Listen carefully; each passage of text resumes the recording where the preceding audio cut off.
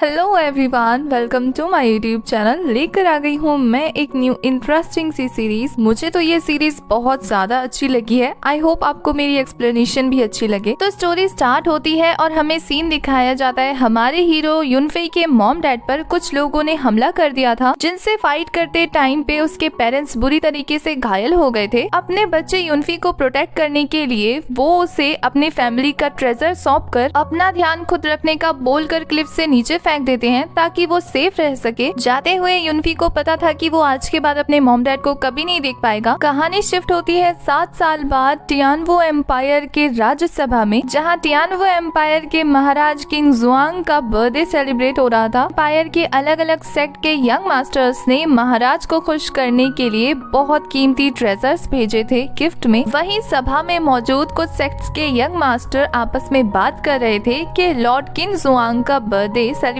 करने के लिए असल में यहाँ 4 मेजर सेक्ट्स मौजूद हैं। किंग जुआन के ओनर को 7 साल पहले युनहाई के मार्क्यस होने की उपाधि दी गई थी। युनहाई एक कल्टीवेशन लेवल है जिसमें मार्क्यस होने का मतलब है टॉप रैंक करना। आगे वो लॉर्ड के बारे में बताते हैं कि ये तो इस एम्पायर के पिलर की तरह हैं, जिन्होंने 3 साल पहले युआनदान रियाल्म की हाफ स्टेज को कंप्लीट करके हीरो की उपाधि हासिल की है। आज इनका 70वां जन्मदिन है, लेकिन फिर भी कोई इनके आगे टिकने की हिम्मत नहीं कर पाता। जहाँ ये सारी बातें सुनने के बाद कुछ सेक्ट मास्टर सोच रहे थे कि ये ऑलरेडी एक सुप्रीम फिगर बन चुका है कल्टीवेशन वर्ल्ड में, और अगर इन्होंने युआनदान रियाल्म को कंप्लीट कर लिया तो फिर तो इनके आगे कोई नहीं टिक पाएगा, ये एक मॉन्स्टर बन जाएंगे। तभी वहाँ एम्परर के सामने तेनमो एम्पायर के गवर्नर तान सिहाई हजारों साल पुराना सोल कल्टीवेशन वुड उन्हें गिफ्ट करते हैं। इस कल्टीवेशन वुड को देखकर एम्परर की आंखें चमक गई थी। वो सोच रहे थे कि अगर इसके जरिए उन्होंने अपने कल्टीवेशन को इंक्रीज किया तो वो युआनदान रियाल्म की स्टेज तक पहुंच जाएंगे और इसके बाद कोई भी उनके आगे उंगली उठाने की भी हिम्मत नहीं करेगा। उसके बाद वो सभी को सभा में आने के लिए थैंक यू बोल रहे थे। दूसरी तरफ क्लाउड विला के बाहर का सीन दिखाया जाता है, जहां एंट्री हो गई थी हमारे हीरो युनफेई की, जो 7 सालों बाद अपने दोस्तों के साथ अपीयर हुआ था अपने पेरेंट्स की मौत का बदला लेने के लिए, क्योंकि उसे पता लगा था कि करंट एम्परर किंग जुआन ने उसके फादर मदर की जान ली थी एनिमीज के साथ हाथ मिलाकर। तो वो यही सोच के डेविल स्माइल देता है कि करंट एम्परर को तो पता भी नहीं होगा कि युनफेई जिंदा है। और फिर क्लाउड विला में एंट्री लेने के बाद वो अपने साथ लाया हुआ आयरन ब्लैक कॉफिन उसकी तरफ फेंक के मारता है। अपनी तरफ आ रहे उस कॉफिन को रोकने के लिए किंग जुआन ब्लेजिंग मास्टर पाम का यूज करता है। आसपास मौजूद लोग ये देखकर हैरान थे कि नहीं करके ये कॉफिन हजारों किलो का होगा। किसी ने बर्थडे गिफ्ट के तौर पर कॉफिन दिया है तो इसका मतलब वो उसकी मौत चाहता है। अपने ऊपर हुए अटैक को देखकर एम्परर समझ गए थे सामने वाला पर्सन युआनदान रियाल्म की हाफ स्टेज पर है। युनफेई अपने दोस्तों के साथ रॉयल एंट्री लेते हुए अपना इंट्रोडक्शन देता है, जिसे देखकर एम्परर का मुंह खुला का खुला और गैदरिंग में आए लोग हैरान थे, क्योंकि वो सभी जानते थे कि युनफेई के मॉम डैड कितने ज्यादा स्ट्रॉन्ग वॉरियर थे। उनका कल्टीवेशन दायुनदान रियाल्म की पीक पर था। उन दिनों ये र्यूमर फैला हुआ था युनफेई की फैमिली पर हुए अटैक के पीछे करंट एम्परर का हाथ है, पर किसी को प्रूफ नहीं मिला और किंग जुआन यहाँ का एम्परर बन गया। पर किंग जुआन तो ये मानने को तैयार ही नहीं था कि सामने वाला पर्सन युनफेई है। वो तो उसे घुसपैठिया बोलता है, पर युनफेई खुद को प्रूफ करने के लिए अपना नेम प्लेट दिखा रहा था, जिसे देखने के बाद भी एम्परर ऐसे ही बिहेव करते हैं कि वो ये फेक लेकर आया है। तो अब युनफेई खुद को प्रूफ करने के लिए अपने फादर की सबसे famous technique divine God of monarch का यूज करता है। इस 6 हैंड 3 आई गॉड को देखकर सभी को यकीन हो गया था कि ये युनफेई है। पर एम्परर ये टेक्निक देखकर गुस्से में तमतमाते हुए सोच रहे थे कि सालों पहले वो ये टेक्निक युनफेई के डैड से लेना चाहते थे, पर उन्हें नहीं मिला क्योंकि उन्होंने ये टेक्निक अपने बेटे को जो दे दी थी। पर अब उन्हें गॉड ने एक चांस दिया है ये टेक्निक वापस हासिल करने का। तो वो सबके सामने ऐसे ही बिहेव करते हैं जैसे युनफेई कोई घुसपैठिया है और ये मेथड उसने चोरी की है, और अब वो उसे बंदी बनाकर ये मेथड वापस हासिल कर लेंगे। तो वो अपने गार्ड्स को बुलाकर युनफेई को चारों तरफ से घेर लेते हैं। यहाँ सभा में बैठे हुए सभी लोगों को एम्परर की चाल का पता चल गया था। वो सभी युनफेई के लिए परेशान होते हैं कि ये लड़का अभी भी काफी यंग है, पर वहाँ बैठे एक ओल्ड मास्टर सबको रिलैक्स होने के लिए बोलते हैं, क्योंकि अगर युनफेई यहाँ हाजिर हुआ है तो किसी प्लानिंग के साथ ही आया होगा। इधर एम्परर ने अपने गार्ड्स को ऑर्डर दे दिया था कि इस चोर को पकड़ कर लाओ। एम्परर का ऑर्डर मिलते ही गार्ड सोल स्नैचर चेन से युनफेई को घेर लेते हैं। सभी सेक्ट के यंग मास्टर ये देखकर डर गए थे, क्योंकि ये सोल स्नैचर चेन सोल को कंज्यूम कर लेती है। उनके अकॉर्डिंग एक टियांगेंग लेवल का कल्टीवेटर भी इस इविल पावर से मुश्किल से बच पाता है। पर यहाँ दूसरी तरफ युनफेई ट्रैप को देखकर सोच रहा था कि ये बच्चों वाली ट्रिक से मुझे कैद करेंगे। वो अपने गॉड ऑफ मोनार्च की पावर को रिलीज करता है, जिससे वो चेन का ट्रैप टूट गया था। उसके बाद वो मोनार्च की थर्ड आई के लेजर बीम अटैक का यूज करके शैडो गार्ड्स को खत्म कर देता है, जिसे देखकर सबको पता चल गया था युनफेई काफी स्ट्रॉन्ग वॉरियर है। उसके बाद वहाँ नाइफ गार्ड्स आकर एयर से ही 7 किल नाइफ स्लैश अटैक करने की कोशिश करते हैं, पर युनफेई की पार्टनर ली जुई अपने डैगर के साथ एयर में जंप करते हुए काफी स्पीड में सभी गार्ड को फ्रीज करके डिस्ट्रॉय कर देती है। ली जुई की नाइफ स्किल्स देखकर सभी सेक्ट मास्टर इम्प्रेस हो गए थे और ये देखकर एम्परर का तो खून जलने लगता है। वो सभी सेक्ट मास्टर से रिक्वेस्ट करता है कि वो उसकी हेल्प करे उस थीफ को पकड़ने में, यानी युनफेई को पकड़ने में। एम्परर की बात सुनकर सभी सेक्ट मास्टर और उनके यंग मास्टर्स रेडी हो गए थे फाइट करने के लिए। एम्परर तो ये देखकर बहुत खुश हो गए थे, पर युनफेई सबको वार्निंग देता है कि कोई भी उसके और उसके सर्वेंट किंग जुआन के बीच में ना आए। पर वज्र सेक्ट के ओल्ड मास्टर युनफेई की बातों को इग्नोर करके उस पे वज्र पाम का अटैक कर देते हैं, जिससे युनफेई का मॉन्क दोस्त दुआन अपने डिवाइन स्पिरिचुअल बुद्धा टेक्निक की बुद्धा सेल का यूज करके न सिर्फ उस अटैक को ब्लॉक करता है, बल्कि उस ओल्ड मास्टर को घायल भी कर देता है। इस टेक्निक को देखकर एक पर्सन बताता है, इस बुद्धा टेक्निक को सीखने के लिए आपके पास प्योर बॉडी और प्योर सोल होनी चाहिए, वरना इस तरीके की हाई लेवल स्पिरिचुअल टेक्निक को आप कभी भी मास्टर नहीं कर सकते। उस पर्सन की बातें सुनने के बाद सभी सेक्ट मास्टर डिसाइड करते हैं कि वो एक साथ अटैक करेंगे इन सभी पर, और फिर सभी सेक्ट के ओल्ड और यंग मास्टर एक साथ अपने सेक्ट के स्पेशल टेक्निक का यूज कर अटैक करते हैं। और फिर उन सभी को एक साथ अटैक करता हुआ देखकर युनफेई मॉन्क दुआन से कहता है, इन्हें रोकना तो मुश्किल है। जिस पे दुआन कहता है, तो रोकना क्यों है, जो सामने आए उसे मार डालो। और फिर वो अपने 1000 ऑफ बुद्धा हैंड का यूज करके ओल्ड मास्टर के अटैक्स को ब्लॉक करता है। दूसरी तरफ युनफेई अपनी स्वॉलन स्टार मॉन्क से लेकर एक एक पावरफुल स्लैश के साथ ही मास्टर्स को इंजर्ड कर रहा था। इसे देखकर हमें एक बात तो पता लग जाती है कि युनफेई सच में काफी ज्यादा पावरफुल वॉरियर है। यहाँ ली जुई अपने स्वॉर्ड की हेल्प से स्नो शैडो नाइफ अटैक कर काफी स्पीड में सभी सेक्ट के यंग मास्टर्स को घायल कर देती है। उन तीनों की पावर और स्किल्स देखकर एल्डर्स समझ जाते हैं ये तीनों युआन दुआन रियाल्म की पीक पर हैं। उन तीनों के एक साथ आने पर उनके ऑरा से सभी को कोल्ड फील होने लगता है। ये सब देखकर एल्डर्स सोचते हैं कि युनफेई सिर्फ 19 साल का है और अभी से इतना स्ट्रॉन्ग है, इसके फादर भी इतने स्ट्रॉन्ग नहीं थे। यहाँ युनफेई किंग जुआन को फाइट के लिए चैलेंज कर रहा था, पर किंग जुआन काफी रिलैक्स होकर युनफेई की स्किल्स की तारीफ करते हुए कहता है, आ तो अपनी मर्जी से गए हो पर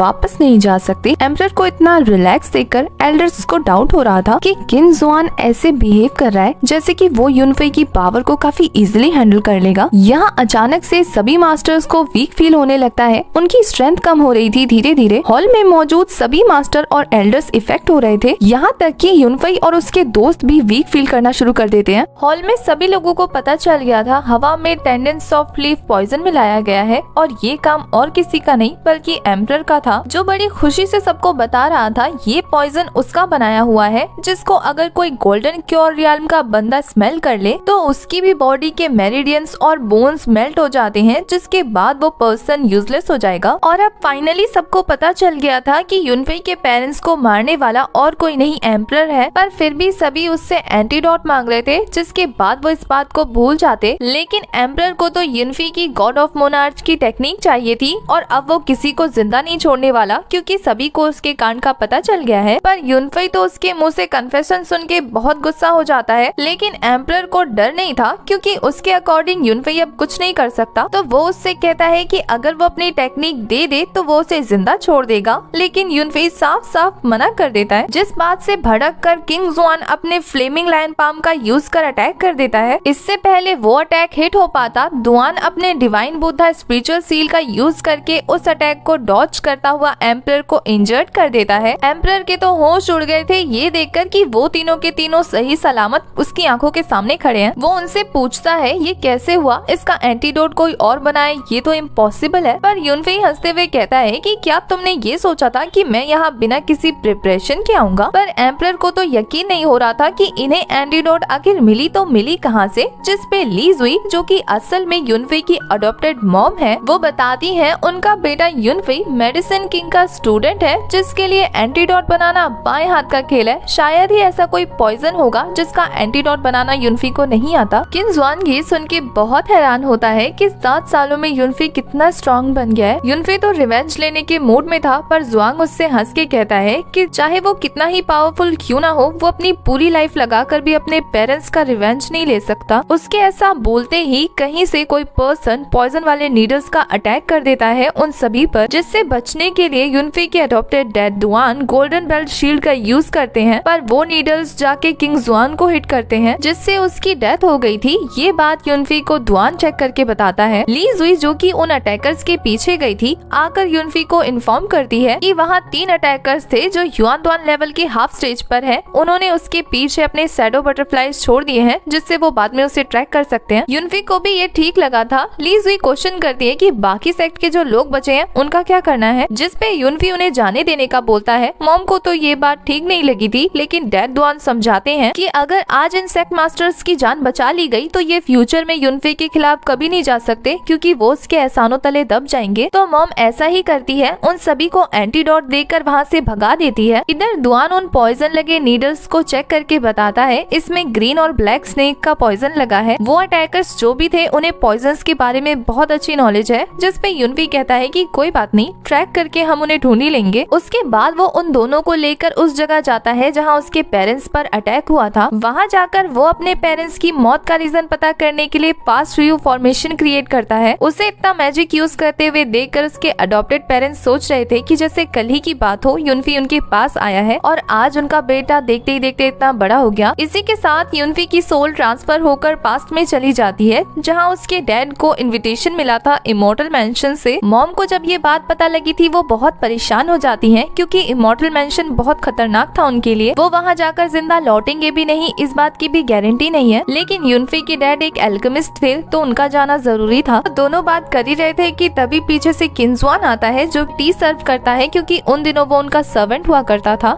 उसके बाद वो अपने बनाए हुए पॉइजन को अगरबत्ती के साथ वहाँ इंजेक्ट कर देता है। इसके कुछ देर बाद ही वहाँ इमॉर्टल मैंशन के गार्ड्स अटैक कर देते हैं, जो वहाँ टियानशिंग युनफी के डैड से जेड स्लिप लेने आए थे। इसी के साथ वो सभी अपने इविल ऑरा को रिलीज करने लगते हैं, पर युनफी के डैड टियानशिंग उनकी बातों को इग्नोर कर अपने डिवाइन गॉड मोनार्च की टेक्निक के साथ रेडी हो गए थे फाइट करने के लिए। उनकी वाइफ भी अपने की आई स्वॉर्ड के साथ तैयार थी, पर तभी किंग जुआन उन पर अपने फ्लेमिंग पाम का अटैक कर देता है। टियानशिंग को जुआंग से इस चीज की उम्मीद नहीं थी, इस वजह से वो उसके अटैक से हिट हो गए थे और अटैक के शोर से वहीं सोता हुआ लिटिल युनफी जाग जाता है। उसके पेरेंट्स अपने बच्चे के लिए परेशान हो रहे थे, पर उनकी बॉडी पर पॉइजन का असर दिखने लगता है। टियानशिंग एक एल्केमिस्ट था, इसलिए वो अपनी वाइफ को अपनी आइस फ्लेमिंग का यूज कर उस पॉइजन के असर को कम करने का बोल रहे थे। वो ऐसा ही करती है, लेकिन यहाँ अटैकर्स को पता था कि ये चीज काम नहीं आने वाली, तो वो किंग जुआन को बोलते हैं युनफी को होस्टेज बनाने के लिए। इससे पहले जुआंग आगे बढ़ पाता, युनफी की मॉम अपने डिवाइन फियोनिक्स को गार्ड करने के लिए भेज रही थी, पर अटैकर्स उसकी मॉम का हाथ चेन से ट्रैप करके उसके फियोनिक्स को मार डालते हैं। धीरे धीरे सभी गार्ड अपने स्पेशल मूव का यूज कर अटैक स्टार्ट कर देते हैं, जिसे रोकने के लिए युनफी की मॉम आइस क्रिस्टल और टियानशिंग 6 हैंड स्काई पाम का यूज करता है। सारे अटैक्स को डिस्ट्रॉय करने के बाद टियानशिंग युनफी को प्रोटेक्ट करने के लिए अपने ब्लडी स्पिरिचुअल बर्ड को युनफी का बैरियर बना देता है। टियानशिंग की पावर और टेक्निक देखकर अटैकर सोच रहे थे कि पॉइजन के इफेक्ट होने के बावजूद भी ये इतना ज्यादा पावरफुल है कि इसे हराना मुश्किल है, इसलिए उन्हें युनफी को पकड़ना होगा, जिसके लिए वो जुआंग को कुछ भी करने को कहते हैं। जुआंग अपने डिवाइन पाम का यूज कर उस बैरियर को तोड़ देता है, जिसके ऑरा से हिट होकर युनफी नीचे गिरने वाला था, पर उसकी मॉम उसे संभाल कर जुआंग को घायल कर देती है। उसके बाद मॉम डैड युनफी को बता रहे थे कि उन्हें पॉइजन से इंजेक्ट किया गया है, वो बचने वाले नहीं है। ये सब देखकर अटैकर्स को लग रहा था कि वो आज इन तीनों को यहीं खत्म कर देंगे, पर यहाँ हमें एपिसोड की स्टार्टिंग का सीन दिखाया जाता है, जहाँ टियानशिंग ने गॉड ऑफ मोनार्च की पावर को युनफी को देकर उसे क्लिफ से नीचे फेंक दिया था। इसके बाद टियानशिंग गॉड ऑफ मोनार्च के ऑरा को रिलीज कर अटैक करता है, पर उसकी बॉडी पर पॉइजन का इफेक्ट होने से उसकी बॉडी और वीक पड़ गई थी। इससे पहले कि अटैकर्स उन्हें हार्म कर पाते, वहाँ 3 मिस्टीरियस पर्सन आ जाते हैं, जिन्होंने आते ही कुछ अटैकर्स को रेड फ्लेम से मार दिया था। मास्कमैन के पूछने पर कि वो कौन है, मिस्टीरियस पर्सन आंखों से फ्लेम रिलीज कर उसको घायल कर देते हैं। यहाँ देखकर लगता है कि युनफी के पेरेंट्स को भी उन तीनों मिस्टीरियस पर्सन के बारे में कुछ नहीं पता। इससे पहले कि युनफी को और कुछ पता चल पाता, उसकी सोल उसकी बॉडी में वापस आ गई थी, जिसकी वजह से उसके मुंह से ब्लड आने लगता है। युनफी की बॉडी को वीक पड़ता देख उसकी मॉम परेशान होकर उसके पास आने लगती है, लेकिन वहाँ लगे वैरियर की मदद से वो पीछे हट गई थी। दुआन अपनी वाइफ को संभालते हुए बताता है कि लगता है हमारे बेटे के अंदर का डीमन बाहर आ गया है और अब तो इसे देखकर लग रहा है कि ये पहले से ज्यादा पावरफुल है। इधर युनफी का डीमन वर्जन उसे मैनिपुलेट कर रहा था कि तुम्हें अपने पेरेंट्स की मौत का बदला लेना है ना, तो अपने दिल में और नफरत पैदा करो, मेरी सील को तोड़ो, हम दोनों की सोल को कंबाइन कर लो, फिर मैं तुम्हें तुम्हारे पेरेंट्स का मौत का बदला लेने में हेल्प करूंगा, क्योंकि तुम बहुत ज्यादा वीक हो और मैं बहुत ज्यादा पावरफुल हूँ। जब तक तुम मुझे अपनी सोल के साथ कंबाइन नहीं करोगे ना, तब तक तुम रिवेंज नहीं ले सकते। ये बोलने के बाद उसका डीमन वर्जन उसके माइंड में चला जाता है, जिससे युनफी को काफी पेन हो रहा था। और इसी के साथ हमारा ये वाला एपिसोड हो जाता है खत्म। लगता है इस एपिसोड की स्टार्टिंग में दिखाया जाता है कि जैसे ही वो डीमन युनफी के माइंड में जाता है, युनफी को पास्ट के विजन आने लगते हैं, जहाँ 4 साल पहले लॉन्गेविटी माउंटेन पर घायल युनफी को बहुत सारे लोगों ने घेर रखा था। वहीं हमें एक इंजर्ड लड़की को दिखाया जाता है जिसका नाम लिंगलोंग था, और ये सभी लोग जो युनफी के साथ फाइट करने की कोशिश कर रहे थे,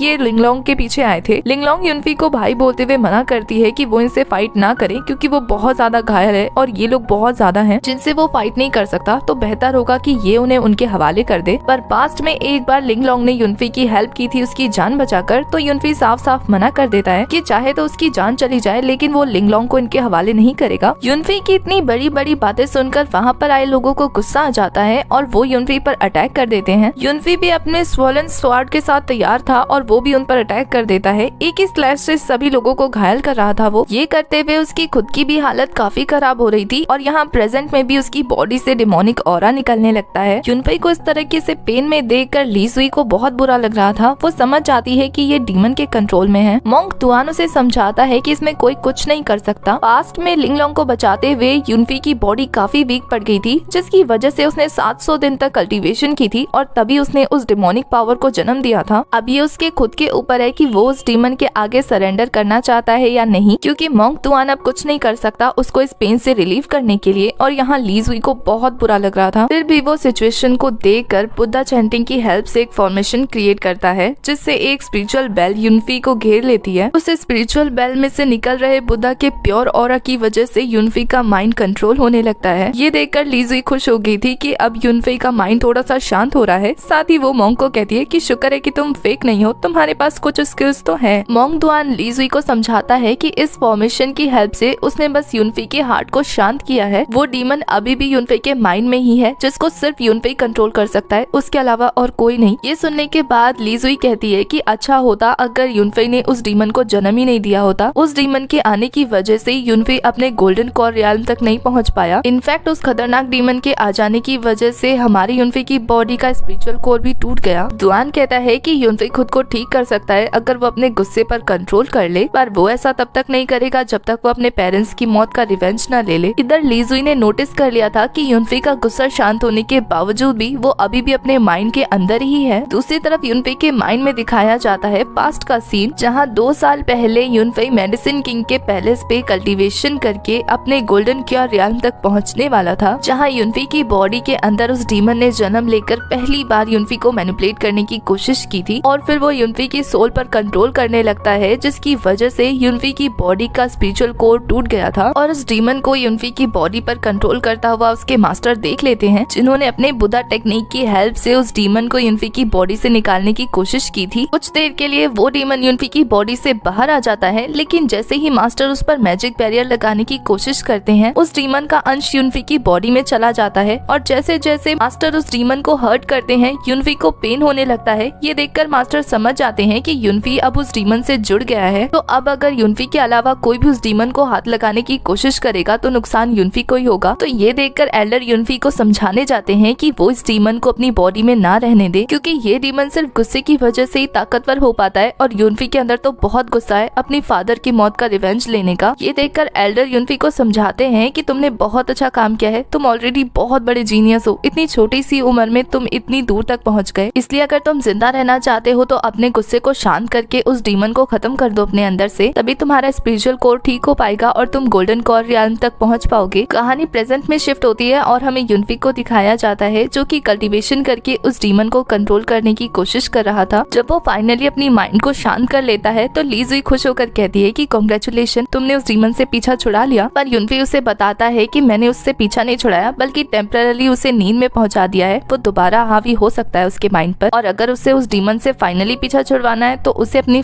फादर की मौत का बदला लेना ही होगा। मोंग दुआन पूछता है यूनफी से कि तुमने पास्ट में क्या सीन देखा, जिस पे यूनफी उन्हें सब बताकर कहता है कि पता नहीं सडनली वहाँ पे वो 3 लोग कहाँ से आए जो बहुत स्ट्रॉन्ग थे। लीजुई को भी उनके बारे में नहीं पता था, उसे भी थोड़ा सरप्राइजिंग लगता है। वो कहती है कि अगर वो डीमन ना आया होता तो तुम उन्हें पहचान लेते ना कि वो कौन है। यूनफी उन्हें रिलैक्स होने का कहता है कि जैसे ही उसकी बॉडी ठीक हो जाएगी वो वापस इस मेथड को ट्राई करेगा। लीजुई उसे समझाने की कोशिश करती है कि अभी उसकी बॉडी उस डीमन के कंट्रोल में आने से बची है तो उसे अभी ये ट्राई नहीं करना चाहिए, पर यूनफी तो ठान चुका था, मोंग के बोलने पर भी नहीं मानता। नेक्स्ट सीन में लीजुई की शैडो बटरफ्लाई को दिखाया जाता है जिसने वापस आकर उन अटैकर्स का लोकेशन बता दिया था। लीजुई जाकर इस बारे में यूनफी को बताती है। यूनफी को पहले से ही उस लोकेशन का आइडिया था, डुओलिंग माउंटेन।